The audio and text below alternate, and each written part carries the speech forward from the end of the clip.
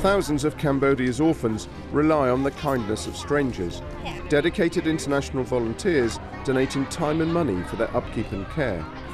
But is this gap year goodwill being exploited for profit, to the detriment of the children it is meant to help? Juliana Rufus investigates. You can start the lesson.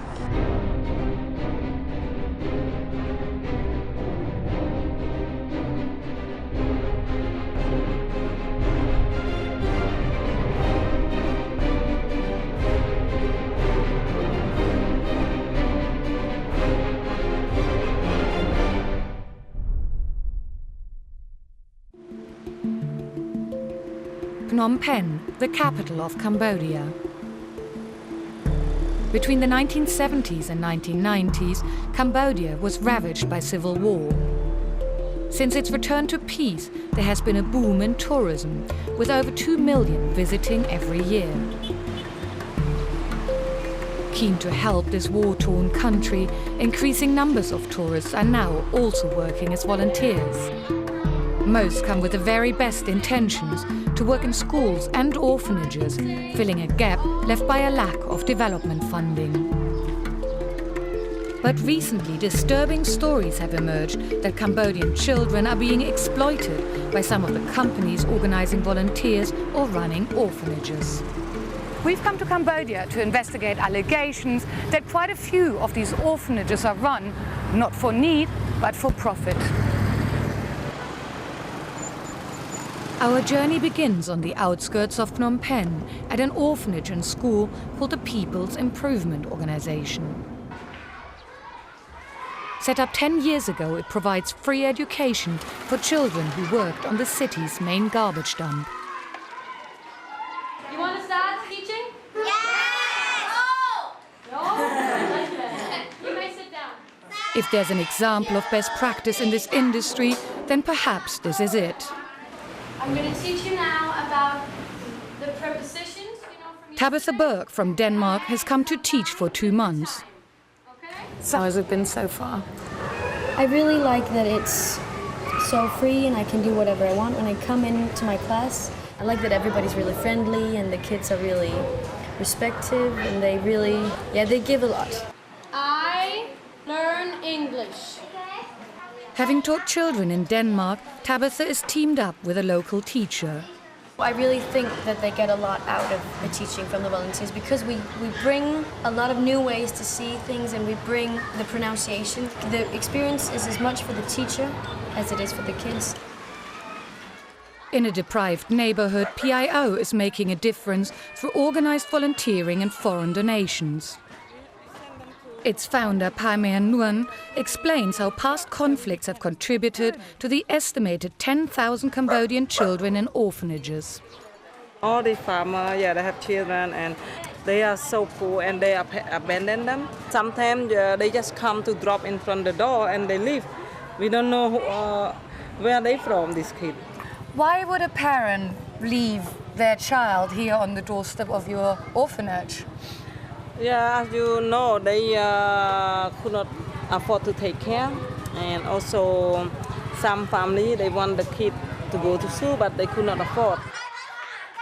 There are now almost 500 orphanages in Cambodia, a figure that has doubled in the past decade. Some, like PIO, rely on foreign volunteers for skills and labor, but the vast majority use volunteering to generate income. We find one of them, the Lighthouse Orphanage, on the other side of town. Thank you. There you go. Lighthouse is home to 108 boys and girls, ranging from 3 to 18 years old. They request that we donate some food for the children to eat. Do you get good food? Or sometimes do you struggle? I can say much better than their hometown. Okay. Yeah, but it's not standard like I compare in the world. You know, the children, every children or every organization have millions of $1,000 per year. But Lighthouse nothing, every supporting from government or any NGO yet.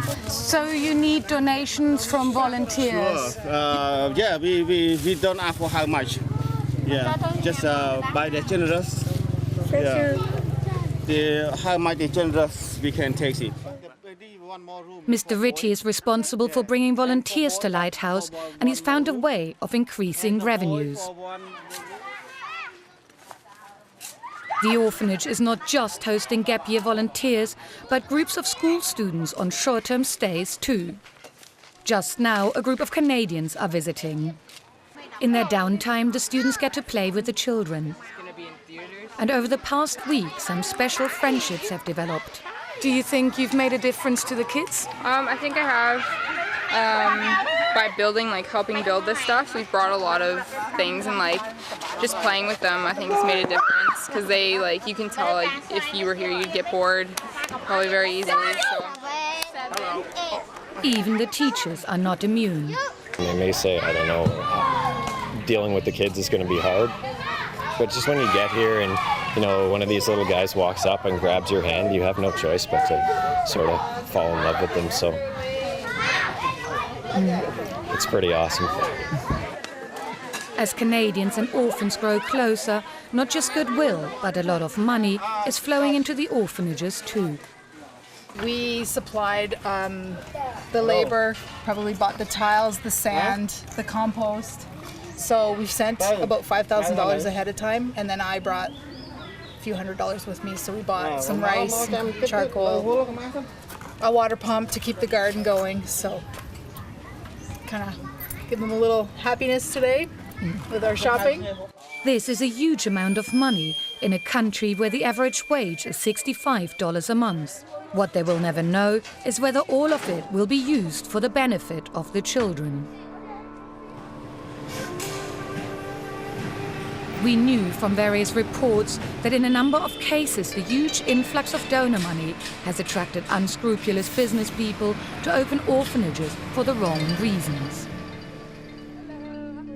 To find out more, an NGO puts us in touch with Kong Ti and Yan Chan Ti, who grew up in an orphanage.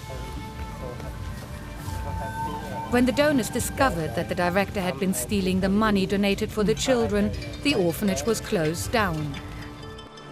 Kong and Chan Ti take us to see their old home, to tell us about the reality of orphans' lives, hidden from the eyes of volunteers.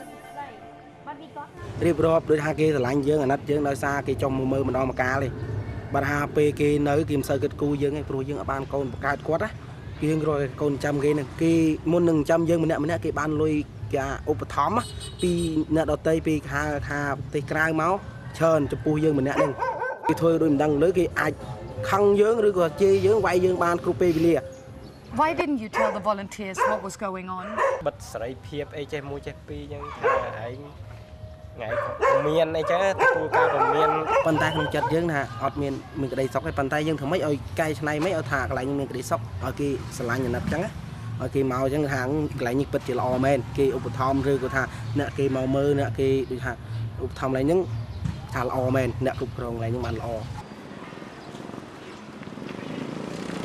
Kong says he still suffers bouts of depression. He works in 2 different restaurants for just $3 a day. Chan Ti too says he's still affected. He now has a regular job at the airport. But not everyone from the orphanage has fared so well. Chan Ti introduces us to Chai, who lives rough on the streets. He stays here outside? Hi. Hello.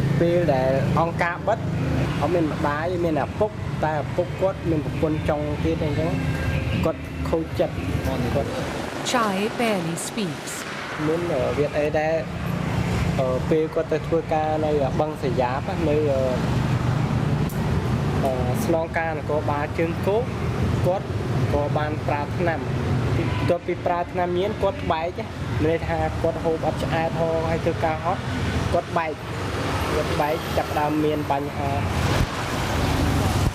We go to buy Chai some food.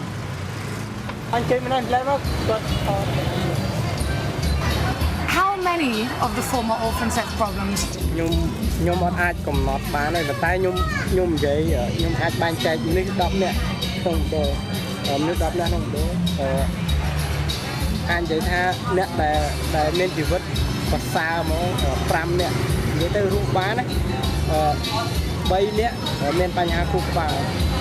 It seems that despite their good intentions, the misplaced goodwill of volunteers and international donors could be damaging a generation of Cambodian children.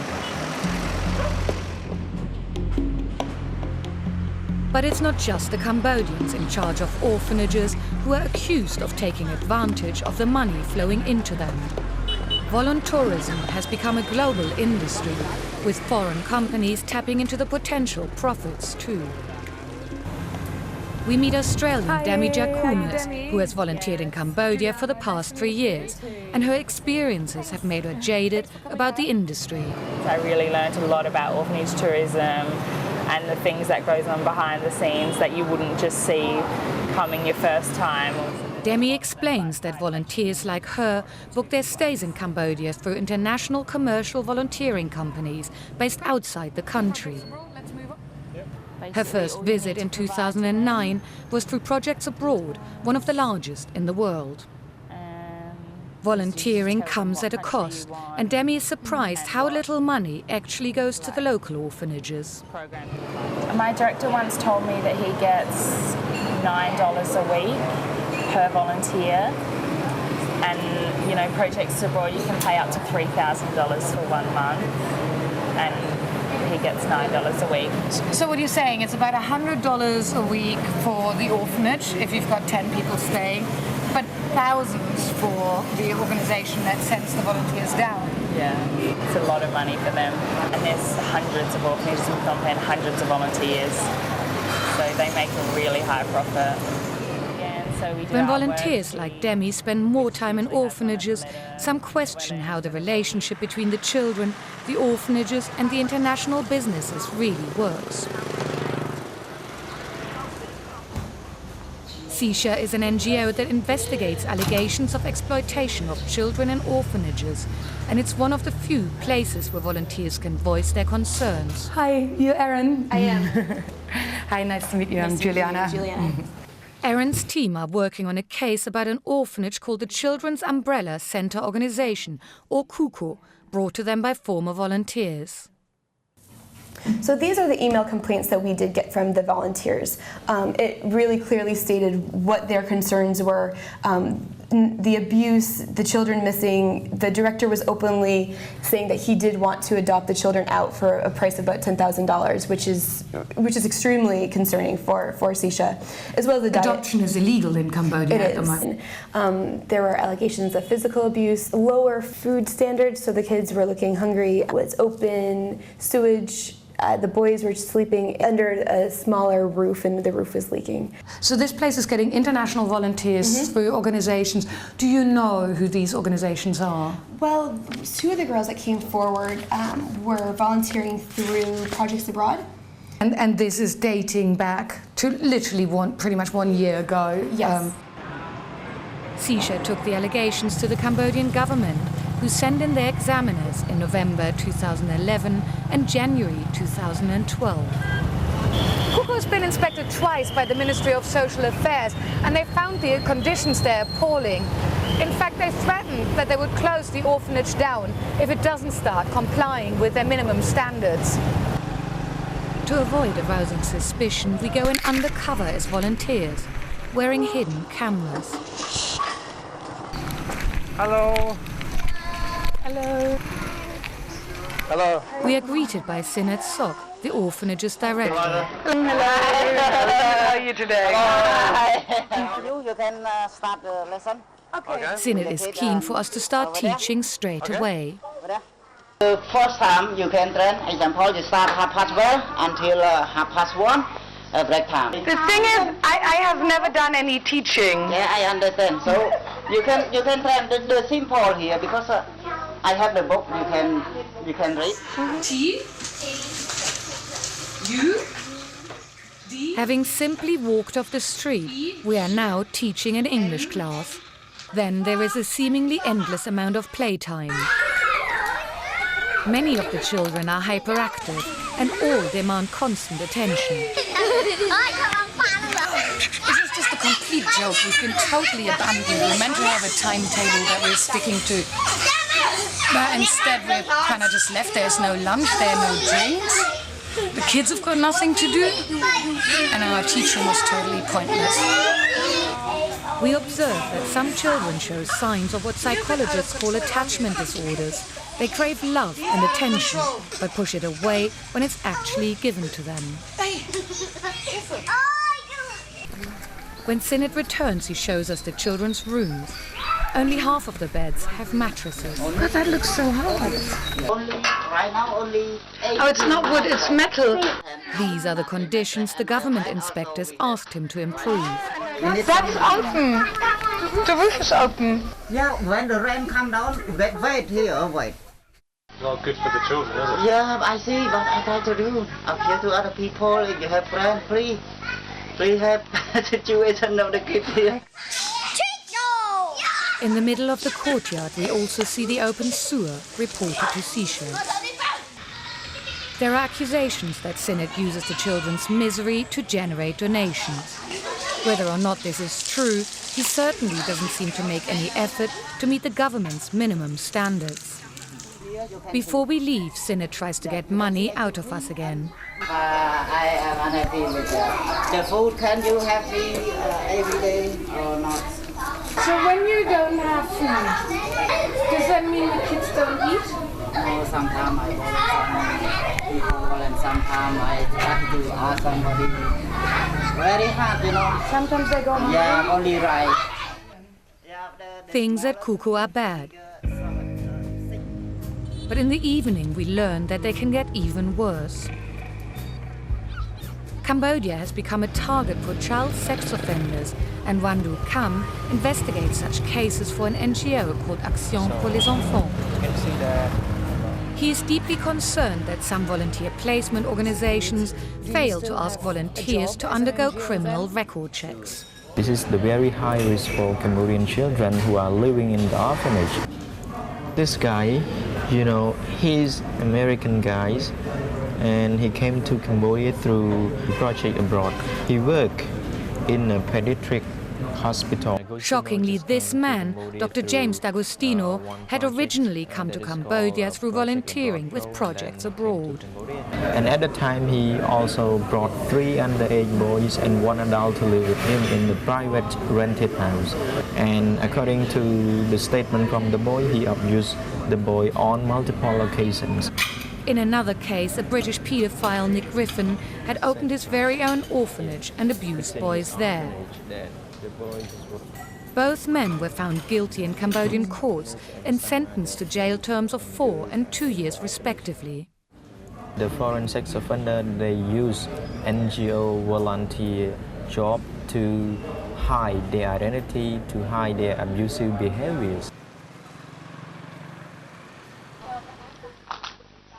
We return to Kuku to follow up on the single most serious allegation that some of the children have gone missing from the orphanage.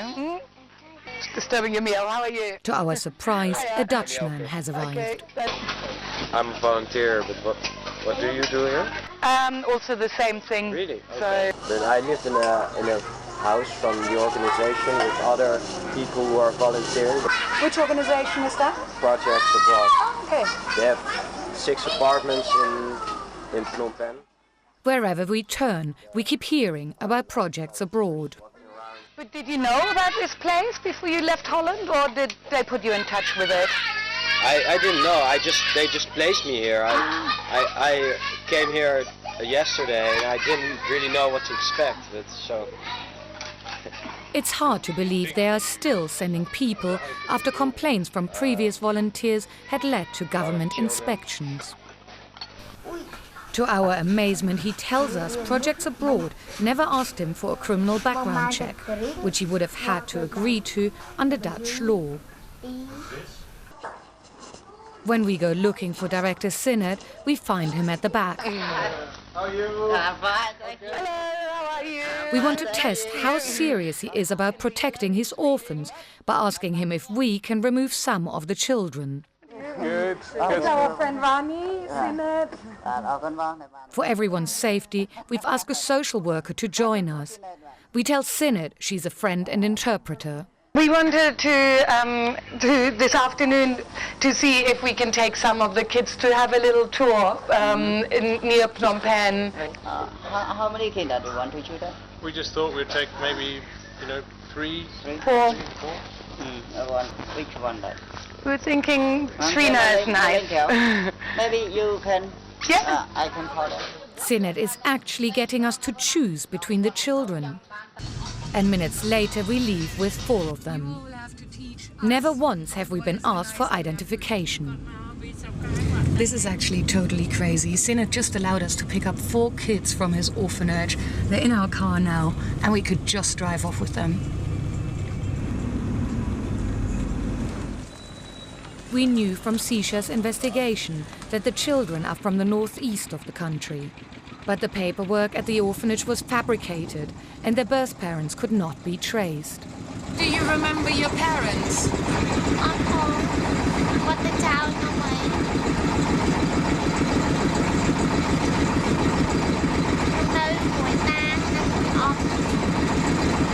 Are you sometimes sad that you're not there anymore?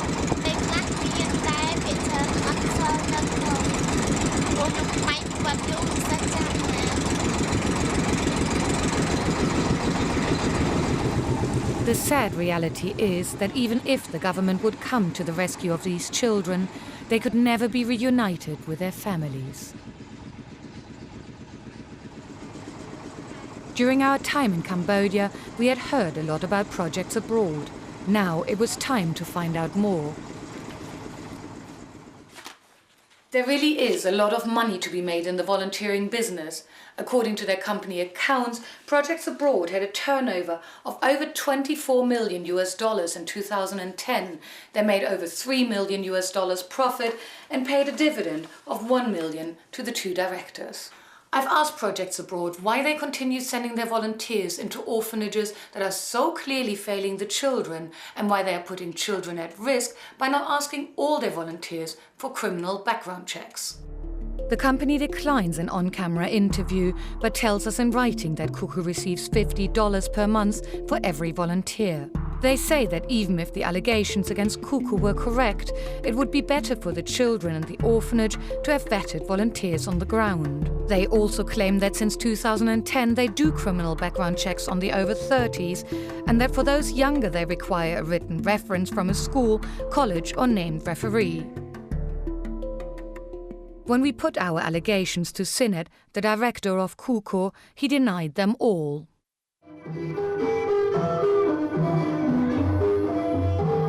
Back at the Lighthouse Orphanage, there is little respite for the children. The place is heaving with activity. The Lighthouse Orphans have a pretty busy schedule today. They're entertaining 3 different groups. Just now they're playing football with the kids from Singapore. They're also dancing for the Canadians, and this afternoon a group from Hong Kong is going to come in. Orphanage tourism is developing, and over the past few years there's been a steady increase of Asians who've been joining the ranks of the volunteers. The football game is in full swing, and the Canadians are beginning to hand out their farewell presents. These are for everybody. How are you feeling today, given that it's your last day? I'm sad. I don't want to leave. I love it here. I've fallen in love with kids. Do you think the kids have fallen in love with you? I think some of them, yeah. We're leaving some clothes behind for all of the kids, and I just think that they'll never forget that we were all here. Most volunteers decide on visiting Cambodia with nothing but good intentions, and until things improve, the country and its people are said to benefit from sharing qualified skills. But most volunteers also arrive via an increasingly commercialized system, and before leaving home, it's worth investigating who really stands to profit from their presence. For more information about volunteering responsibly, please go to our website, Al Jazeera/People and Power.